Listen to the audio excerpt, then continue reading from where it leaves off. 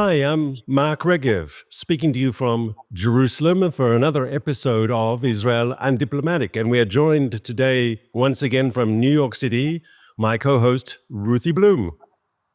Hi, Mark. Good to see you again, Ruthie. And we had big news since we last talked. There were 3 young women, Israeli hostages, released from Gaza. In Israel, it was wall-to-wall celebration to see these 3 people come home. Not that there weren't some who had serious concerns about the deal. How did you see it from New York? Well, like everybody else, I was weeping tears of joy, but I think this deal is atrocious. Of course, I'm delighted that those women came home, and I want to see all of them home. That doesn't mean that this was a good deal. For those 3 women, we released 90 bloodthirsty terrorists from Israeli jails. And also, by the end of this 6-week period, in the first phase of the deal, we're only going to see 33 hostages, not 94 who are languishing in the tunnels of Gaza. It's terrible. And what's more, I don't believe Hamas is going to uphold the deal because Hamas is also a terrorist organization. So, Ruthie, I understand your concerns, and I can respect them, but there's an old saying, if you say all or nothing, you can end up with nothing. And though there's no guarantee we're going to get all the hostages out, getting 3 out, that's 3 lives we've saved, and hopefully we'll get many more than 3. And I would argue that that in itself is a positive mood. And I just saw these 3 women, and you could see their strength. And if you think what they must have been through over the last year and 3 months, that they are amazingly strong women. And I think all Israel was embracing them and their families. I know who we're dealing with. We're dealing with a brutal, cutthroat, extremist, horrific terrorist organization. We all saw the violence they're capable of, and who knows what these women went through in their captivity. But terrorists understand strength, terrorists understand force, and in agreeing to this deal, which they didn't agree to these conditions a few months ago, it's just a sign of how Israel has managed from the calamity of October 7th to turn this around, to turn the pressure on our enemies. Hamas today is greatly weakened, unfortunately not dead, but greatly weakened. They are isolated. Their so-called allies have also been greatly weakened, whether it's Hezbollah or Syria or Iran. And I think that has forced them to release at least some of our people. And as I say, if you say all or nothing, you could end up with nothing. We're going to get some people out, and that's crucial. Well, I agree. That's probably why we agreed to it, why it was kind of no choice, because we were unable to rescue them in a major operation. So, of course, you can say there's no choice. But what about all those future hostages, dead bodies, raped women, whose names we don't know yet, because they're going to be the victims of those terrorists who are being released from jail. And we know 82% of all of those released in 2011 in the Shalit deal, 82% proceeded to repeat offenses. And they've even said, we want to perpetrate another October 7th again and again and again. And we have to believe them. They mean it. So I'm just saying, as we are delighted to receive any hostage, dead or alive, from Gaza, don't forget that we are signing a death warrant for many, many Israelis whose identities are not on posters right now. And I think that's the issue, because, we all see, walking around every street in Israel, you see the pictures and the names of the hostages held in Gaza. And if the statistics are correct, and they are the statistics of the Israeli, the Shin Bet, the security services, the majority of people released will return to terrorist activity. And then we don't have the names or the pictures of those future victims. And when you do a release like this, there is a danger, I have no doubt. On the other hand, you've got a tangible name. There's someone whose life you can save today. do you not do it? Well, of course, and we did it. So, it's true. There were many Israelis who were hesitant about the deal, but not because of the released hostages. Of course, all Israelis want them released, but because of these other considerations. Furthermore, this deal is not merely a swap between innocent Israelis and terrorists in Israeli jails. There are more parts to this deal. First of all, it's a ceasefire for 6 weeks, which is during which time only 33 hostages will have been released, many dead, I believe. And that's one thing. Second, the second phase requires a demilitarization of Gaza. You tell me, what are the chances that that's going to happen? Or, by the way, what do you think the chances are that in this 6-week period, Hamas is going to release in each week the number it claims it will be releasing according to the deal? And then you tell me, what happens if on Saturday, when 4 more hostages are supposed to be released? What happens if only 3 are released? Is that a violation? Would the public or the world enable us to say, okay, we're resuming fighting in Gaza? I highly doubt it. I disagree with you. If they renege on the deal, if they don't perform according to what they've committed to do, I think Israel will have great legitimacy to restart our military machine, to get back to fighting them in Gaza. The Americans, the Egyptians, the Qataris all know what's been agreed. And if Qatar doesn't fulfill its promises, Israel will have total legitimacy to go back and start hitting Hamas hard, I have no doubt. Yes, but as I said, what will constitute an actual violation? That's why I said, what if only 3 come out? No, I think that's a violation. I think 3 is a violation. No, but then again, the families of all of the hostages, as you said, better to save any lives than not have all or nothing. So imagine you're in that position where No, but if the truth is, it's a slippery slope. If you agree to one small violation, you'll just get more and more and more. And the Israeli government understands that. There's a deal. It was a difficult deal to negotiate. It was difficult for Israel. And if Hamas starts playing games and not fulfilling what they've promised, they haven't promised us, they've promised the Americans, the Qataris, the Egyptians. If they start playing games, the deal is off and the Israeli military goes back into action into Gaza, I'm sure of it. All right. Well, then that brings us to another point here, that the hostages who were released, these young women, reported they're starting to tell their stories. Of course, they're undergoing serious medical and psychological tests, which is natural since it's unbelievable how good they look considering where they spent the last 15 months. I mean, they were able to walk on their own. But we know the tortures they were enduring. We know that from the other hostages who had been released already.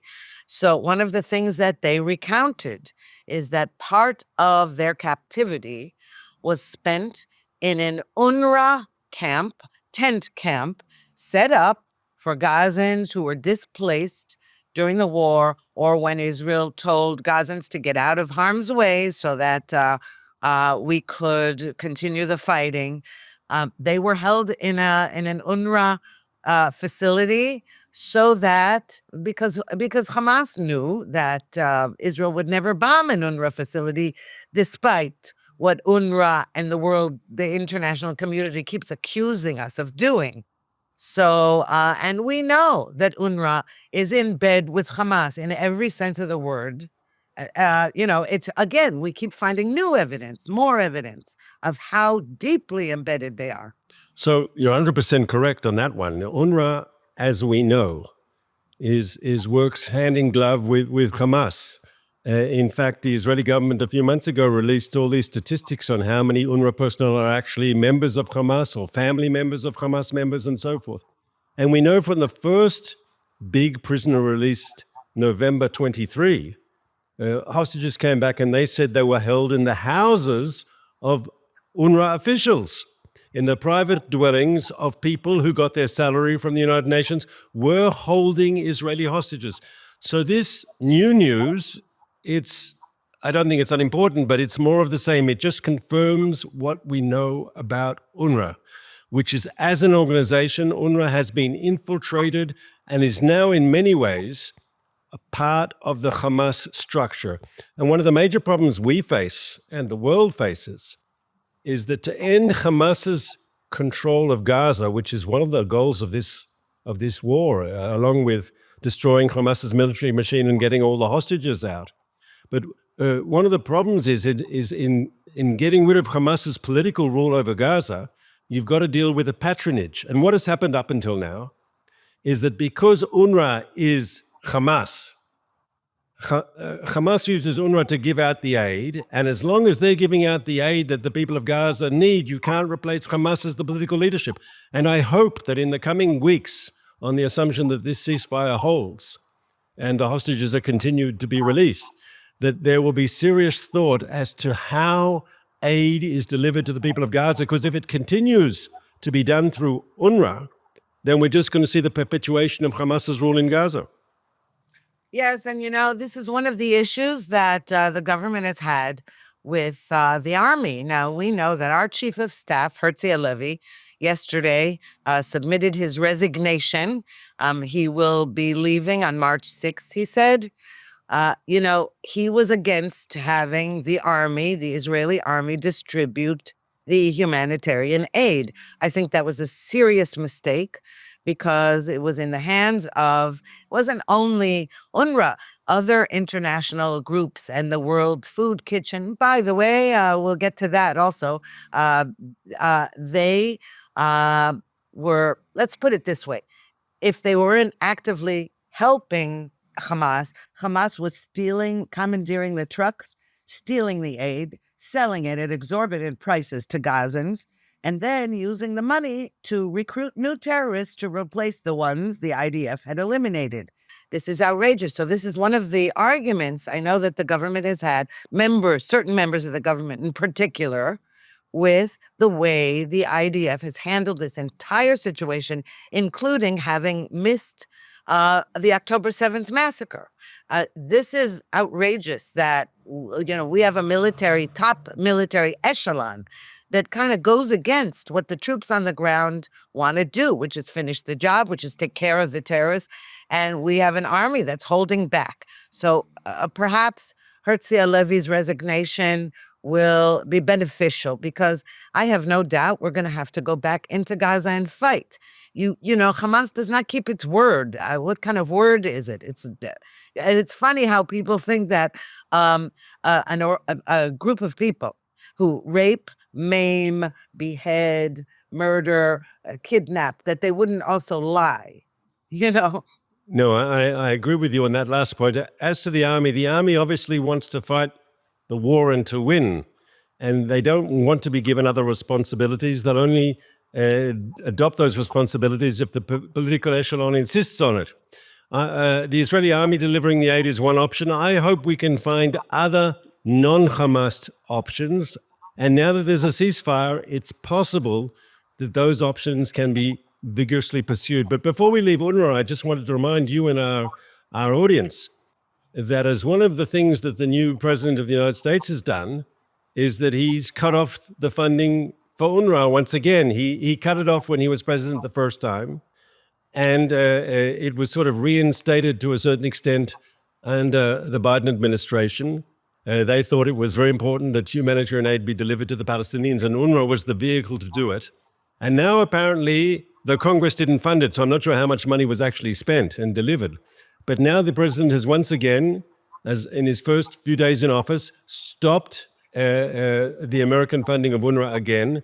This is something I think it's good, because as long as UNRWA is the vehicle, Hamas has this surrogate. By not funding UNRWA, you're forcing the creation of alternative sources, and that's ultimately good, not only for aid delivery, but that's good for the political future of Gaza too.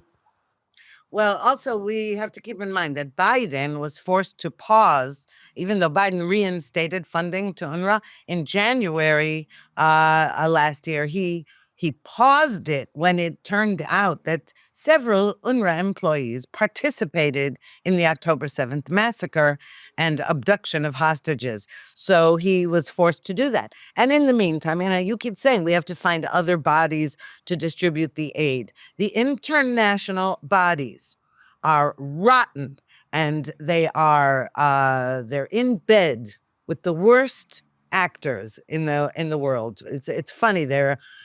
They make money doing it. The UN is a completely rotten organization, as said the incoming U.S. ambassador to the UN, Elisa Stefanik, in her hearings yesterday. She said it's rotten to the core, and she's right. So when you talk about, well, other groups should do it, the United States tried to drop aid into Gaza during the war. And guess what happened with that? They built an expensive pier. The pier fell apart. They became a laughing stock. The whole way that Biden treated this war was a joke. And good riddance to him. By the way, it's not to say that I don't have criticisms of certain members of Trump's team in relation to this war, but nobody can be as bad as the Biden administration has been. I think it's important for people to understand. You've got some of these organizations. UNRWA has a track record which is very problematic for decades now. But even, let's say, when you've got theoretically a good international humanitarian organization that wants to try to do good, yes, the cynics would call them do-gooders. But what is the reality in Gaza? You have one or two Europeans or other foreigners who are running the organization, but their boots on the ground, so to speak, the people who actually do the work are Gazan Palestinians. And because Hamas is an authoritarian regime, because Hamas is a terror regime, they have the ability to control the workers, because people who don't follow the Hamas line end up with a bullet or in their kneecap in Mafia style, or they get shot in the head and are killed. And as a result, these organizations ultimately, in their practice, even if the leadership is not like the leadership of UNRWA, even if they're trying to do good, they end up doing Hamas's duty. And as long as Hamas is the only group in Gaza with guns in the Palestinian society, we're going to have these problems. And it's not only that. What makes me enraged about all of those international organizations is that when some of the aid workers were killed during the war by Hamas, Israel got blamed. And that's the biggest problem. It's one thing, it's very dangerous to distribute aid in Gaza with Hamas terrorists all over and commandeering the trucks. No question about it. But the problem isn't just that. The problem is that Israel gets blamed for any casualty there. And I'm sick of it and that's why I'm really happy that Trump is really putting his foot down about all the world organizations. He's starting to fire a lot of people. He's defunding, and good for him, because all Israel needs really is more enemies in what we call the international community. That term in itself has become two dirty words as far as I'm concerned. And all Israel needed during this war was to be supported by the West. And instead, all of these groups were attacking Israel for trying to defend itself. So now when you talk about other groups having to take control in Gaza, we run into a huge problem, because still there are people talking about the Palestinian Authority taking some kind of control, and that is out of the question. Right now, we are fighting a mini war, an operation in Judea and Samaria to rid that area of the terrorists who are also Hamas and Islamic Jihad. They're a terrorist organization as well, and we cannot allow it. And we have to put our foot down with any body, organization, politician who suggests it. So I have a different position on the PA, on the Palestinian Authority. I have no illusions about who they are and what they stand for, and sometimes they try to out Hamas in being extreme against Israel and so forth. But I presume, Ruthie, I don't know, but from my knowledge of how things work in the Israeli government, I presume that our operation against the terrorists in Jenin, the one that's going on as we speak, has been, at least to a certain extent, coordinated with the PA. I would remind you also that over the last 2-3 weeks there was PA action against certain terrorist groups in certain cities across the territories. Now, I know it's never enough. I know it's always too little too late. I know they're not committed in a serious way to peace and reconciliation. I know that they pay terrorist salaries. I know they do all these things. But I do distinguish between them and Hamas. Just as I look at Turkey and Iran and I say, well, they're both problematic, but there is a difference. There is a difference, and it would be to ignore reality to ignore those differences. Mark, there is a difference between Fatah and Hamas, but it's a rivalry. They share the desire to annihilate the state of Israel and kill Jews. It's in their school books. First of all, I don't understand how you can even say that it's good. They're helping Israel to defeat the terrorists. They're paying those. Any terrorist who ends up in an Israeli jail is given a hefty stipend, monthly stipend.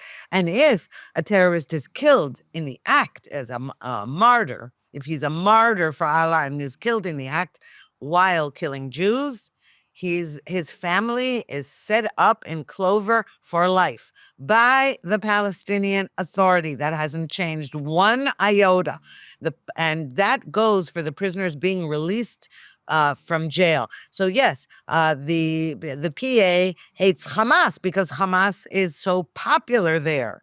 But it's still paying its salaries anytime Hamas terrorists kill Jews. So I'm sorry, I do not make a distinction.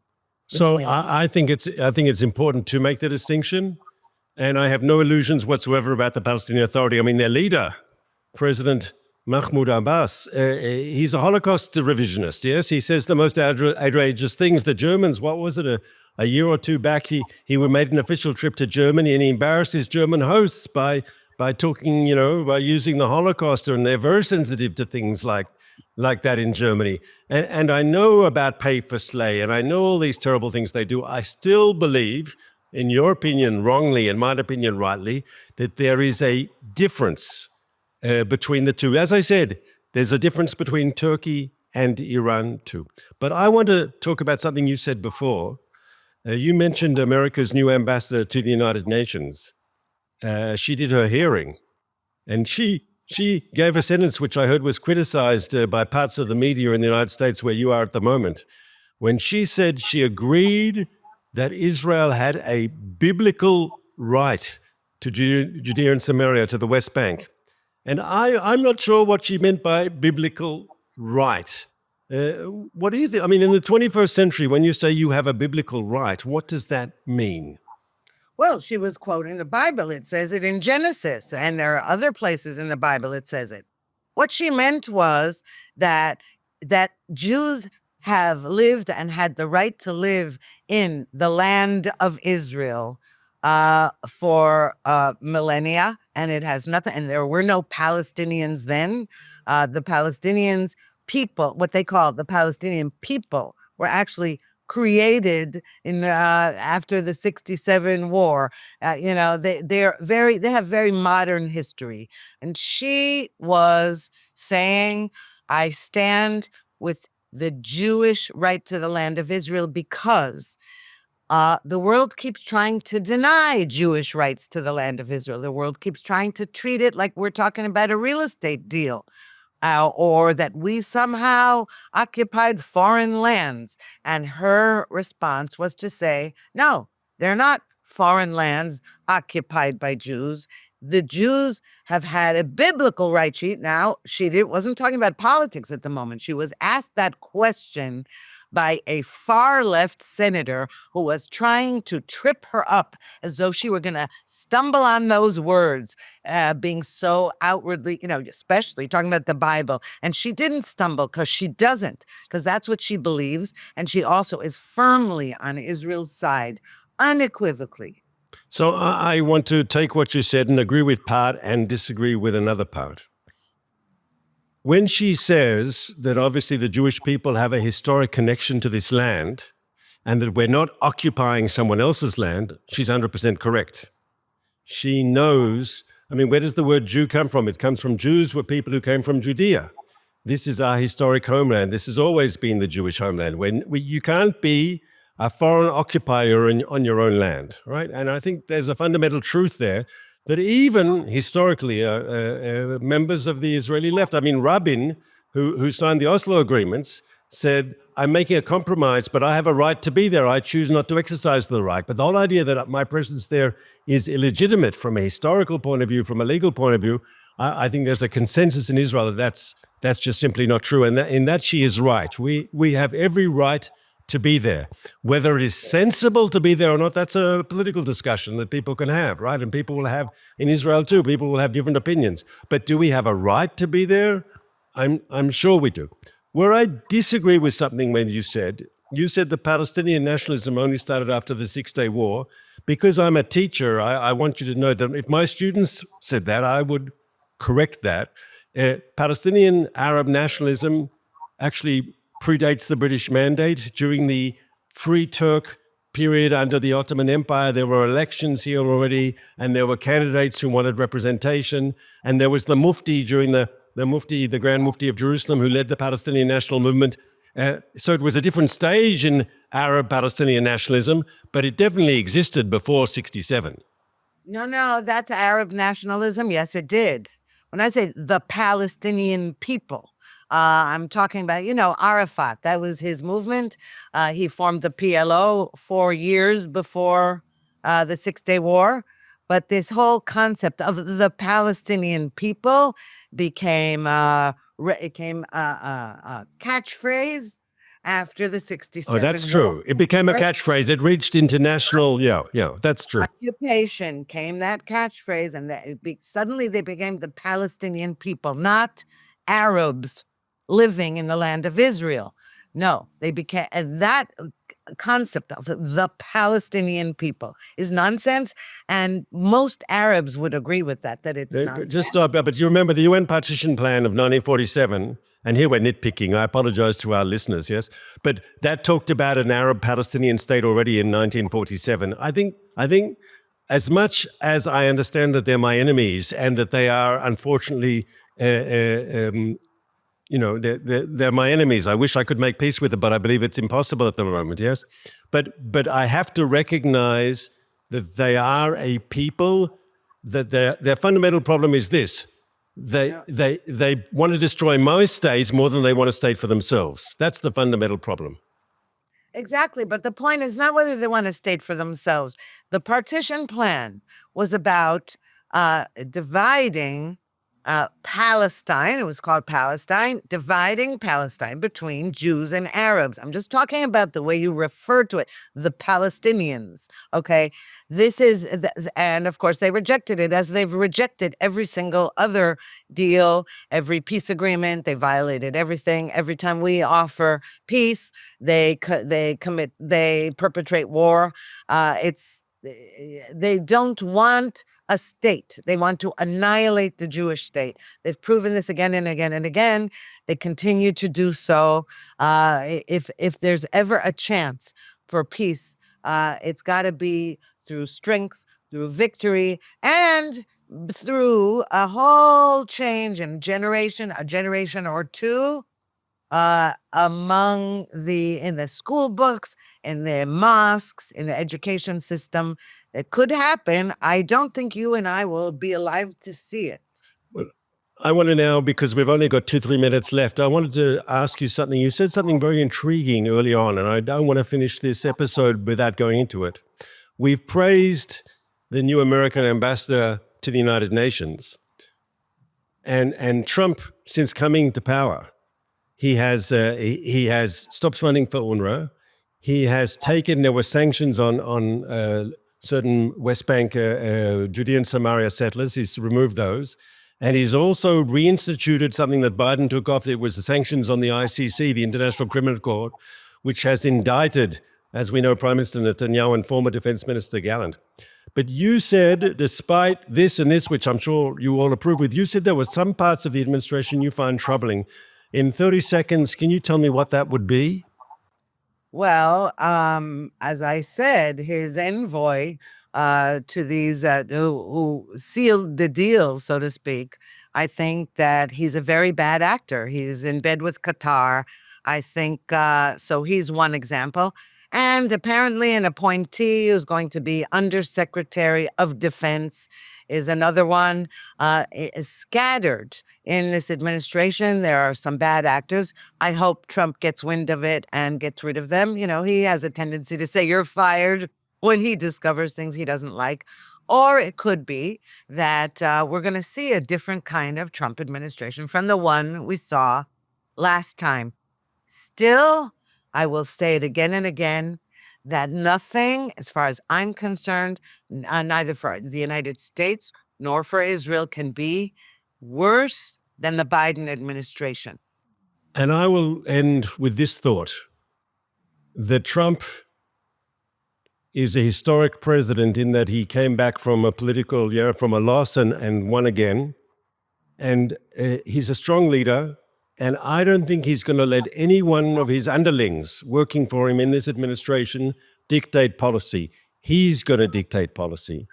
And as a result, I think I'd be very cautious if you say you have problems with his with his Middle East envoy and so forth, because my assumption is these people are working for him and they know what their boss wants. Well, let's hope that the boss still wants the same things that I think he does in that case. And on that note, I'll say goodbye and look forward to seeing you again next week, Ruthie. Yes. And then after that, I will be back in Israel, and then we will both be in the studio together. And please remember to like, subscribe, and click the notification bell. See you next week, Ruthie.